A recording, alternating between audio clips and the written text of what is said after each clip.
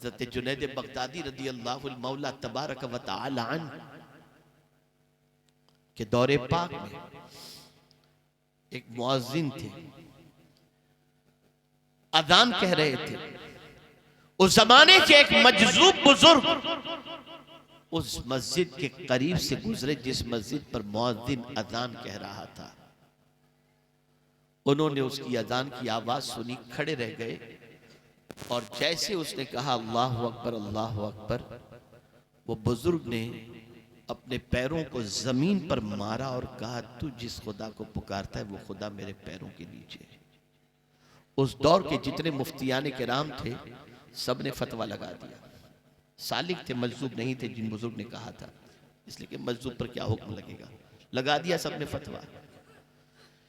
एक साहब पहुंचे हजरत जुनैद बगदादी के पास, हुजूर फला बुजुर्ग उन्होंने ये कहा अच्छा साहिब दिल कैसे होते हैं जरा देखिए।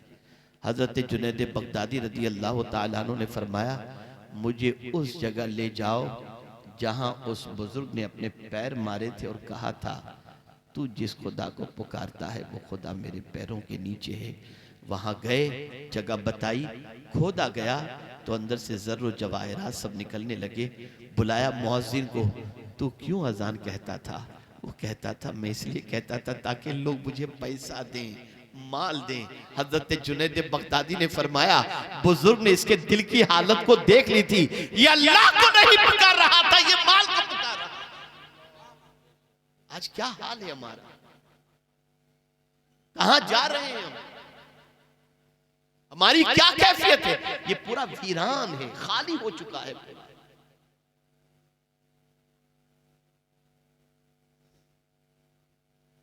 इस हद तक हमारा दिल परागंदा हो गया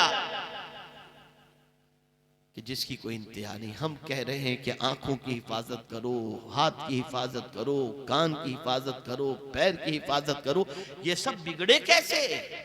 तो मेरे आका सल्लल्लाहु अलैहि वसल्लम फरमाते अला इन्न फिल जसद मुदगतुन इज़ा सलुहत सलुहल जसद कुल्लु व इज़ा फसदत फसदल जसद कुल्लु अला वहियल क़ल्ब अला वहियल क़ल्ब अला वहियल क़ल्ब। आगाह हो जाओ, जिस्म में एक गोश्त का टुकड़ा है, अगर वो बिगड़ गया तो पूरा जिस्म बिगड़ जाएगा, और अगर वो सलामत रहा तो पूरा जिस्म सलामत रहेगा। सरकार ने फरमाया वो दिल है, वो दिल है, वो दिल है। अल्लाह अकबर। मैं जब अपने इमाम की तरफ मुतवज्जे होता हूँ और उनके अशार से इक्तिसाब फैज़ करता हूँ तो मेरे रोंगटे खड़े हो जाते हैं। किस इश्क मस्ती में डूबे हुए थे इमाम अहमद रजा। अल्लाह अकबर। हमें लिफाफा मोटा मिल जाए तो सुकून मिल जाता है, हमें कोई तफरी के लिए ले जाए तो सुकून मिलता है, हमें आलीशान मकान में कोई रखे तो सुकून मिलता है, हमें कोई लंबी कारों में सैर कराए तो सुकून मिलता है। हमारे सुकून का सामान ये मादी चीजें हैं। अल्लाह अकबर। हमारा दिल तड़पता है तो माल के लिए, हमारा दिमाग तड़पता है तो माल के लिए, और इसके मिल जाने पर हमारे चेहरे पे रौनक आ जाती है। लेकिन ऐ इमाम, तुम्हारे दिल को ठंडक किस चीज से पहुंचती है? तो मेरे इमाम जवाब के अंदर कहते हुए नजर आएंगे, अल्लाह अकबर। दिल करो ठंडा मेरा, वो कफे पा चांद सा, सीने पे रख दो जरा तुम पे करोड़ों दुरूद। दिल अगर इमाम इश्क मोहब्बत का लरस रहा था और उसकी ठंडक थी तो इस बात पर कि मदीने के ताजदार के कदम इमाम इश्क मोहब्बत के कल्ब पर पड़ जाए। कहां हैं हम? मैं बदगुमानी का शिकार नहीं हूं, मैं उम्मीद रखता हूं अपनी कौम से।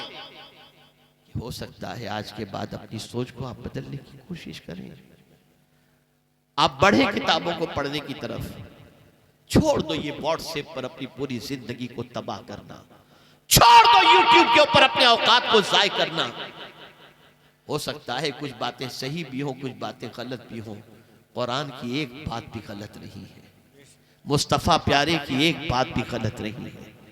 तुम झूठ को देखने के अंदर अपने 6-6 घंटे गुजार देते हो और सच को सीखने के अंदर और देखने के अंदर तुम्हारे पास 10 मिनट भी नहीं है। आइए अब जिस आयत करीमा की तिलावत का मैंने शर्फ हासिल किया उसकी तरफ आता हूं। इस वक्त पूरी दुनिया के मुसलमान ये चाहते हैं कि अल्लाह हम पर रहम करम की बारिशें नाज़िल फरमाए। हर कोई अल्लाह से रहम की उम्मीद रख रहा है, हर कोई खुद को ये तसव्वुर कर रहा है कि पता नहीं आगे क्या होगा, हमारे क्या हालात होंगे। हर कोई इस सिलसिले में गमगीन है, परेशान है। देखिए, तवज्जो चाहूंगा, उमूमी तौर पर मैं रात को इतनी ताख़ीर से बोलने का आदी नहीं, लेकिन बहरहाल आ गया हूँ और मैं देख रहा हूँ कि आप में बेदारी भी नजर आ रही है, अल्हम्दुलिल्लाह। देखिए, दो चीजें हैं, गौर से सुनिएगा। एक होता है किसी से दुआ की गुजारिश करना कि मेरे लिए दुआ करें, और एक होता है खिदमत ऐसी करो कि दुआ की गुजारिश करने की जरूरत ही ना हो, दिल से खुद ब खुद दुआ निकल जाए। दोनों में बड़ा फर्क है। दुआ की गुजारिश करना अलग चीज, और दिल से दुआ का निकलना वो अलग चीज। मां मेरे लिए दुआ कर, ये अलग चीज हो गई।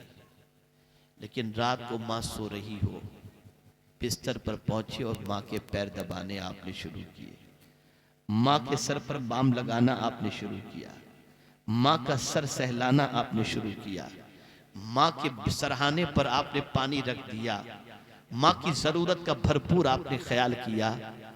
याद रखिए, मां को दुआ के लिए कहने की जरूरत नहीं पड़ेगी। इस खिदमत के एवज में मां खुद दिल से दुआ दे देगी। इस दुआ का मकाम बहुत अरफा व आला है। मुंबई की सरजमीन पर हजरत मखदूम महाइमी अलैहिर्रहमा को विलायत कैसे मिली? माँ ने पानी मांगा, लेकर के आए, माँ की आंख लग गई, रात भर पानी लेकर खड़े रहे। पता नहीं मेरी माँ की आंख कब खुलेगी और मैं उसको पानी की प्यास लगी होगी और पानी न पाकर वो प्यासी सो जाएगी। वो पानी लेकर के खड़े रहे कि जब भी माँ की आंख खुले मैं फौरन पानी पेश कर दूंगा। माँ की आंख खुली, माँ ने बेटे को रात की तारीकी में पानी के ग्लास के साथ देखा, पूछा, बेटे तू सोया नहीं? नहीं माँ, तूने पानी मांगा था, मैं लेकर आया, इतनी देर में तेरी आंख लग गई थी, मैं सोचा मैं जाकर सो तो जाऊंगा, लेकिन रात को तेरी आंख खुली और प्यास लगी और कोई पानी पिलाने वाला नहीं होगा तो तू प्यासी सो जाएगी, इसलिए मैं पानी लेकर के खड़ा रहा कि जब भी तेरी आंख खुले तो मैं तुझे पानी पेश कर दूं। माँ को अपने बेटे की अदा पसंद आई, दुआ की, अल्लाह मेरे बेटे को अपने दोस्तों में शुमार फरमा ले, विलायत का ताज अता फरमा दे। माँ की दुआ ने उस बेटे को विलायत का ताज अता कर दिया। एक एक खिदमत की गुजारिश, दुआ की गुजारिश करना, और एक खिदमत ऐसी करो कि दुआ अज खुद निकल जाए। हज़रत रबिया इब्ने काब आकाए करीम सल्लल्लाहु अलैहि वसल्लम से कहते नहीं कि मुझे ये दीजिए, लेकिन रात को हुजूर सल्लल्लाहु अलैहि वसल्लम के लिए वो मुसल्ला बिछाते, पानी का लोटा लेकर आते, नालैन शरीफ हुजूर के अपने पास रखते, तहज्जुद के लिए सरकार सल्लल्लाहु अलैहि वसल्लम की सारी चीजों का एहतमाम करते, मिसवाक वगैरह का रोज का ये मामूल था। इस खिदमत से मुतासिर होकर मेरे आका सल्लल्लाहु अलैहि वसल्लम ने एक रात फरमाया, सल्ली या रबिया, ए रबिया मुझसे मांगो। अल्लाह अकबर, कितने हसीन थे वो लोग, कितने अजीम थे वो लोग। हमें आज अगर कोई बाबा कह दे, कोई बुजुर्ग कह दे, मांग तुझे क्या चाहिए, तो हमारा जवाब यही होगा, कार चाहिए, बंगला चाहिए, गाड़ी चाहिए, पैसा चाहिए। लेकिन वो मालिको मुख्तार, मालिके कौनैन है, गो पास कुछ रखते नहीं, दो जहां की नेमतें हैं उनके खाली हाथ में। उस रसूल ने जब कहा, सल्ली या रबिया, ऐ रबिया मुझसे मांगो, तुम्हें क्या चाहिए, तो हजरत रबी अर्ज करते हैं, मुराफकतक फिल जन्ना, सरकार जन्नत में भी आपका साथ चाहता हूं। मैं पूछना चाहता हूं, खिदमत से खुश होकर हुजूर ने खुद फरमाया, सल्ली या रबिया। हजरत अब्दुल्लाह इब्ने अब्बास रदियल्लाहु ताला अन्हु सय्यदुल मुफस्सिरीन बने कैसे? खिदमत ही की बुनियाद पर मुस्तफा जान रहमत सल्लल्लाहु अलैहि वसल्लम ने उन्हें दुआ अता फरमाई। इस तमहीदी कलेमात को सुनने के बाद एक है अल्लाह से रहम व करम की भीख मांगना, मौला हम पर रहम, मौला हम पर रहम फरमा, और एक है कुछ काम ऐसे करो कि रहम की भीख मांगने की बजाय खुद मौला रहम व करम की बारिशें नाज़िल फरमा। समझ रहे ना मेरी बात? एक है अल्लाह से रहम व करम की भीख मांगना, और एक है कुछ काम ऐसे करो कि मांगने की जरूरत न पड़े, खुद अल्लाह रहम व करम की बारिशें नाज़िल फरमा दे। उसी को मैंने मेंशन किया है अपनी तकरीर की इब्तिदा के अंदर, खुतबे के बाद जिस आयत की तिलावत का मैंने शर्फ हासिल किया, उसमें रब्बे कदीर ने इरशाद फरमाया, वहादा किताबुन अंज़लनाहु मुबारक, ये किताब इसको हमने नाजिल किया। कौन सी किताब? कुरान मुकद्दस। ये इंसान की बनाई हुई नहीं, ये अल्लाह की नाजिल करदा किताब, ये अल्लाह की किताब है। और मेरे प्यारे आका सल्लल्लाहु अलैहि वसल्लम पर ये किताब नाजिल हुई। अब बात किताब की आई तो मैं अर्ज कर दूं, किताब हुजूर के ऊपर, किताब अल्लाह ने नाजिल कहां फरमाई, किस जगह फरमाई? अल्लाह अल्लाह अल्लाह अल्लाह। किताब के नुज़ूल के लिए भी अल्लाह ने उस जगह का इंतखाब फरमाया कि उससे पाक कोई दूसरी जगह थी ही नहीं। कहा किताब नाजिल की? तो हुजूर से मेरा मौला फरमाते हैं, अला क़ल्बी का, मेरे महबूब तेरे दिल पर मैंने किताब नाजिल फरमाई। हुजूर का दिल इतना पाक, इतना पाक, इतना पाक कि मेरे इमाम कहते तू जो चाहे तो अभी मैल मेरे दिल के धुले, कि खुदा दिल नहीं करता कभी मैला तेरा। हुजूर का दिल बहुत पाक, इसीलिए आप देखें शबे मेराज जब शरह सद्र हुआ तो हुजूर के कल्ब को जो धोया गया, तो जितना हुजूर का दिल पाक था, उसी तरीके से जिस पानी से धोया गया, उस पानी जैसा पाक भी कोई दूसरा पानी नहीं, वो आबे ज़मज़म था जिससे हुजूर का दिल। सुभान अल्लाह, सुभान अल्लाह, सुभान अल्लाह। वहाज़ा किताबुन अंज़लना, ये किताब इसको हमने नाजिल किया। अब इस किताब की कैफियत बयान की जा रही है, मुबारकुन, ये बरकत वाली किताब है। इस किताब की शान मेरा रब बयान कर रहा है, ये बरकत वाली किताब है। ऐसी बरकत वाली किताब, एक हर्फ पढ़ो तो 10 नेकी मिल जाती है। ऐसी बरकत वाली किताब कि जिस घर के अंदर रख दो, इस किताब की वजह से उस घर के अंदर बरकतें नाजिल होती हैं। और ये किताब अगर किसी के सीने में है और उसको कब्र में रख दिया जाए, हाफिज कुरान को, तो उसकी कब्र के अंदर अल्लाह इतनी कुशादगी अता कर देता है जिसकी कोई इंतहा नहीं।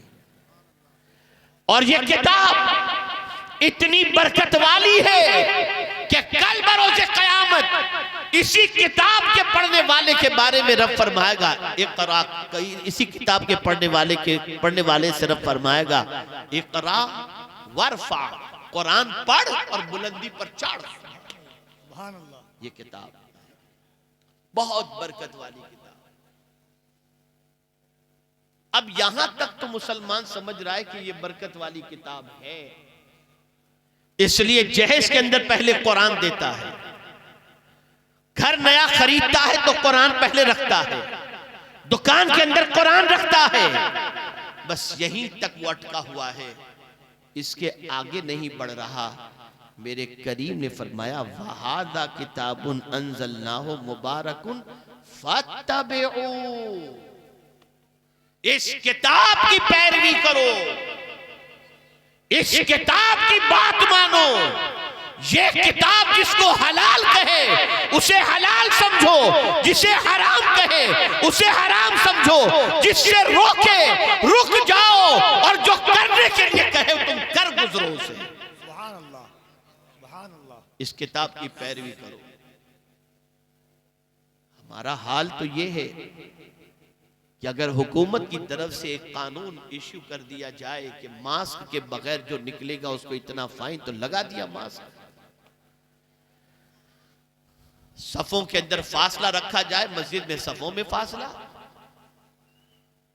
जो जो गाइडलाइन सबकी तरफ से मिलती है हम सबकी गाइडलाइन को फॉलो करते हैं, लेकिन कुरान जो अल्लाह की तरफ से गाइड की बुक है इसको इस पर अमल तो नहीं करते बल्कि आगे बढ़कर के अर्ज करते मौलाना आज के दौर में कुरान पर अमल करना बहुत मुश्किल है।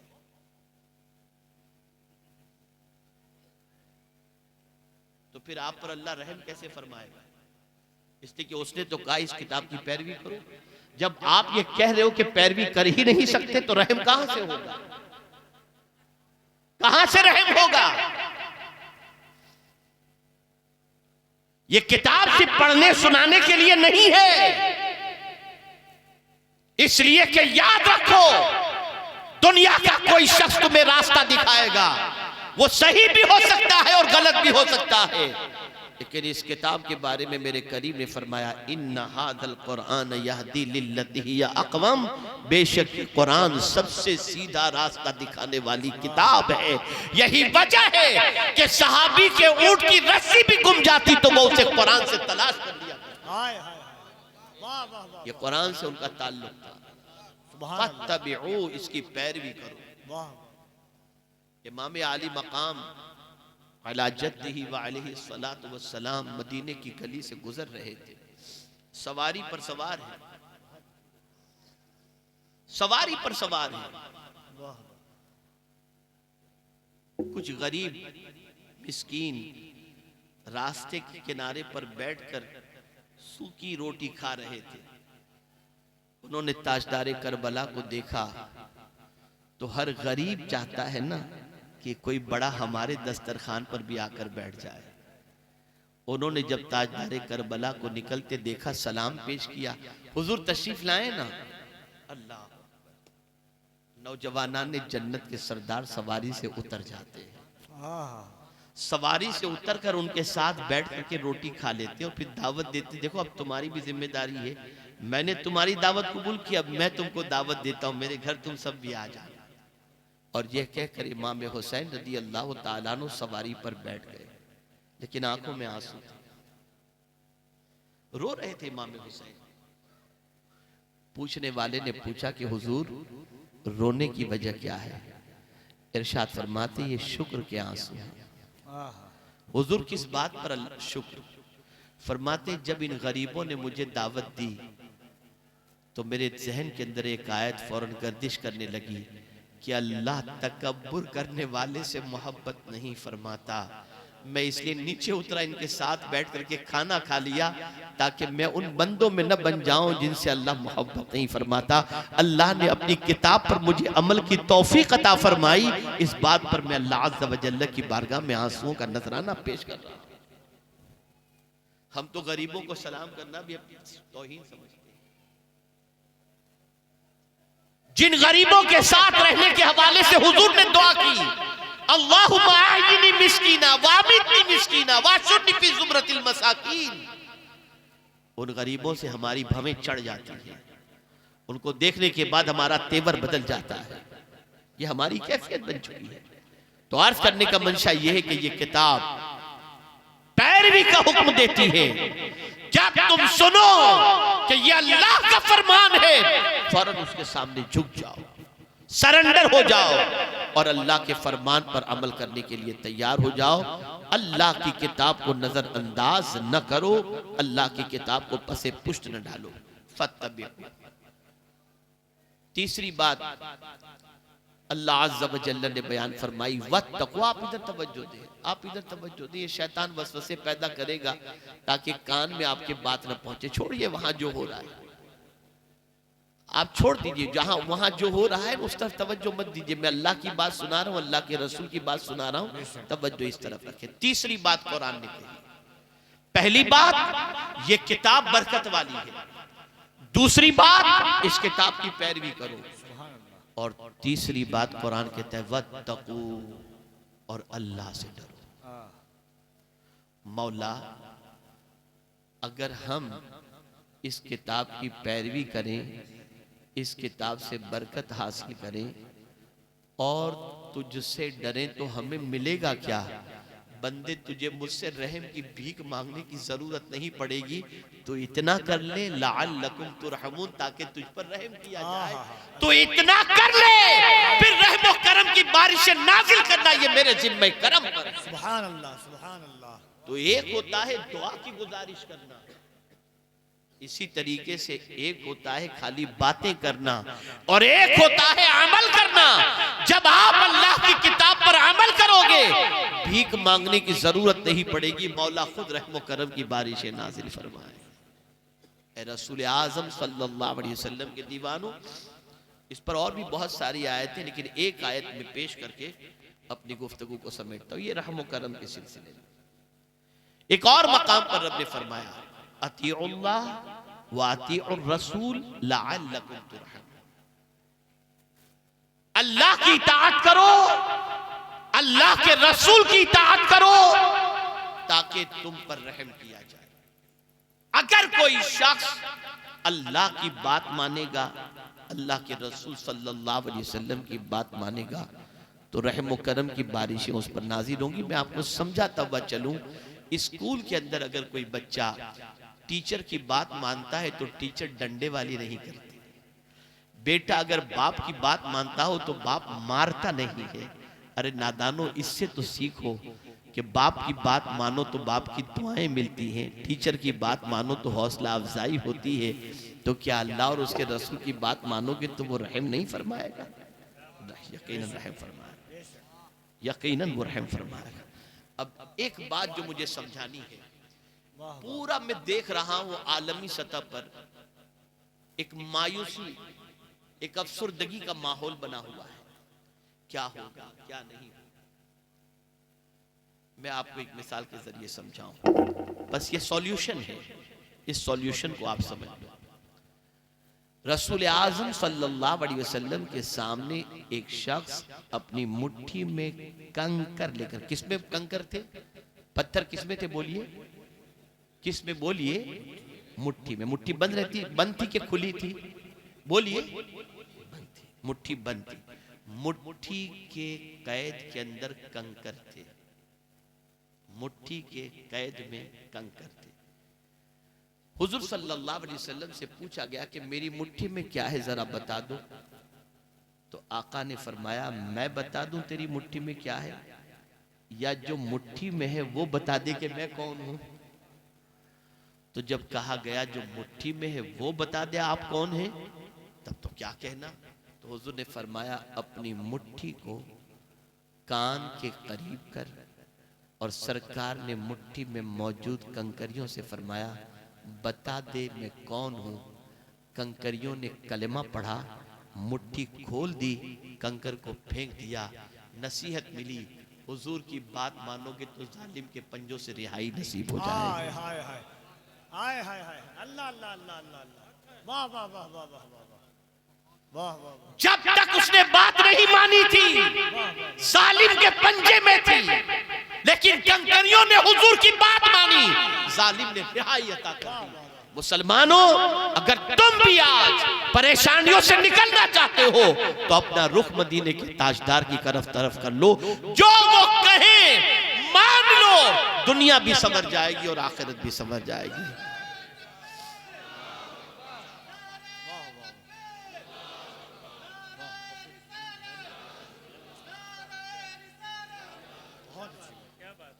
इन्हीं कलेमाते खैर पर मैं अपनी गुफ्तगू को समेटते हुए आपसे अर्ज करूंगा, कुरान से करीब हो जाओ। कोई सुबह कुरान के बगैर न करो, कोई रात कुरान के बगैर न करो। जिंदगी में कुरान को बसा लो, जिंदगी में साहिब कुरान को बसा लो। अगर तुम्हें पढ़ना नहीं आता, मैं बैठा हूं, आज सोचेंगे मैं क्या पढ़ाने आऊंगा। अल्हम्दुलिल्लाह हम लोगों ने ऑनलाइन तजवीद कोर्सेज शुरू करवाए हैं, ताकि आप घर बैठे कुरान सीख लो। औरतें सीखना चाहें उनका इंतजाम, मर्द सीखना चाहें उनका इंतजाम। खुदा के लिए कुरान से करीब हो जाओ। ये कुरान रोजाना बद्दुआ देता है तुम्हारे घरों के अंदर, और ये कुरान कहता है, अल्लाह जिसने तेरी तिलावत से मुझे महरूम रखा, उसके घर को तो अपनी रहमतों से महरूम रख। सरकार फरमाते, वो घर कब्रिस्तान है जिस घर के अंदर कुरान की तिलावत नहीं होती। मैं आपसे पूछना चाहता हूं, व्हाट्सएप पर तो आप अपने दोस्त के बारे में चेक करते हैं कि आखिरी मैसेज उसने कब देखा। मैं एक सोच आपको देता हूं, आपने आखिरी मर्तबा कब कुरान खोला, जरा ये भी तो याद कर लो, जरा ये भी तो याद करो। काबिल सद मुबारकबाद है साहिब सज्जादा और उनके बिरादरान जिन्होंने इदारा कायम किया जहां बच्चे कुरान सीखते हैं, हाफिज कुरान बनते हैं और उसके बाद ये कुरान दूसरों तक पहुंचाते हैं। अल्लाह की इस किताब की तिलावत भी ज़रूरी है, उस पर अमल भी ज़रूरी है, उससे बरकतें हासिल करना भी ज़रूरी है और इसी के साथ साथ उससे अपने ताल्लुक़ को मजबूत करना भी ज़रूरी है। मेरे प्यारे आका सल्लल्लाहु अलैहि वसल्लम के प्यारे दीवानों, सहाबा मैदान जंग में भी कुरान नहीं छोड़ते थे कि मौला अली करमल्लाहु ताला वजहुल करीम फरमाते हैं, मैं घोड़े की एक जीन पर एक कदम और दूसरे पर दूसरा कदम रखते तक पूरा कुरान खत्म कर लेता। ये कुरान से ताल्लुक़ था। और बड़ी माजरत के साथ मैं कोई नसीहत करने का हमारे बैठे हुए इन उलमा को हक नहीं रखता, लेकिन एक बात से चाह रहा हूं, अच्छी लगे तो कबूल कर लीजिएगा और आपसे भी जुमला जहन में महफूज कर ले। आज होता यह है कि कोई काम करता है ना तो कान भरे जाते हैं, अरे क्या तुम भी कहां, ये सब इस सारी चीजें। तो किसी कहने वाले ने बड़ी प्यारी बात कही है, काम करने वालों की कद्र करो, कान भरने वालों की नहीं। वाह, काम करने वालों की कद्र करो, कान भरने वालों की नहीं। और अगर काम करो तो कभी गुरूर मत करना। काम करो तो कभी गुरूर मत करना, इसलिए कि तूफान में कश्तियां डूब जाती हैं और गुरूर से हस्तियां डूब जाती हैं। बदलो अपनी सोच को, बदलो अपने अफकार और नजरियात को। इन्हीं कलिमात खैर पर मैं अपनी गुफ्तगू खत्म करता हूँ। दुआ करें कि अल्लाह मुझे सबसे पहले और आप सबको अल्लाह और उसके रसूल जल्ल जलालहू व सल्लल्लाहु अलैहि वसल्लम के इरशादात पर अमल की तौफीक नसीब फरमाए। और ये बात याद रखें, हम बदलेंगे हालात बदल जाएंगे। ये मैं नहीं कहता, ये कुरान कह रहा है, इन्नल्लाह ला युगय्यिरु मा बिकौमिन हत्ता युगय्यिरु मा बिअनफुसिहिम। ज़बान से बोल बोल कर हालत नहीं बदल सकते, हम जब बदलेंगे तो हालत बदलेगी। अल्लाह अकबर। किसी मुफक्किर से किसी ने कहा था, हुजूर मैं हर जगह इस्लाम के जलवे देखना चाहता हूँ, कैसे मुमकिन है? फरमाया अपने वजूद पर इस्लाम को नाफिज कर ले तो जहां से गुजरेगा तुझे इस्लाम ही नजर आएगा। अपने वजूद पर इस्लाम को नाफिज करो। अल्लाह ताला इन हजरात की उम्र में बरकतें अता फरमाए और परवरदिगार अपने प्यारे हबीब सल्लल्लाहु अलैहि वसल्लम के सदक़ो तुफ़ैल हम सबको दीन और सुन्नियत पर इस्तिक़ामत नसीब फरमाए और हम सबसे वो काम ले जिससे अल्लाह भी राज़ी हो जाए और उसके रसूल सल्लल्लाहु अलैहि वसल्लम भी राज़ी हो जाएं। व मा अलैना इल्लल बलागुल मुबीन। अस्सलामु अलैकुम व रहमतुल्लाहि व बरकातुहू। एक गुजारिश में ज़रूर करूँगा, अभी माशाअल्लाह शौरा हजरात तशरीफ़ फरमा है, आप बैठें उनसे नाते सुने और ये जहन के अंदर रखें कि आप में से अगर किसी ने ईशा की नमाज अभी तक न पढ़ी हो तो जहन में रखें, घर जाकर जब महफिल ख़त्म हो तब उससे पहले आप न जाइएगा, ताकि ये बेचारे इतने दूर से आए हुए हुजूर की कुछ नाते सुनाने के लिए, इनसे आप नाते सुने।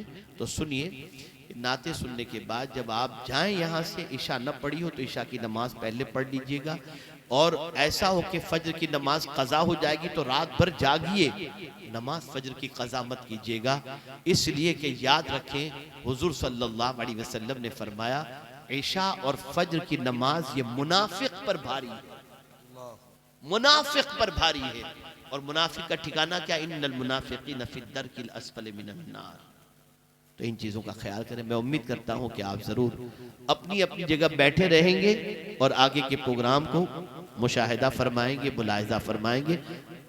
जी आप तशरीफ़ रखें, अभी दस्तारबंदी होगी और उसके बाद माशाअल्लाह जो शौरा तशरीफ़ फरमा है वो नाते आपको इंशाअल्लाह सुनाएंगे। आप अपनी अपनी जगह बैठे रहें, कोई उठेगा तो नहीं ना? इंशाअल्लाह जवाब दें, आप बैठेंगे ना इंशाअल्लाह? तशरीफ़ रखें आप।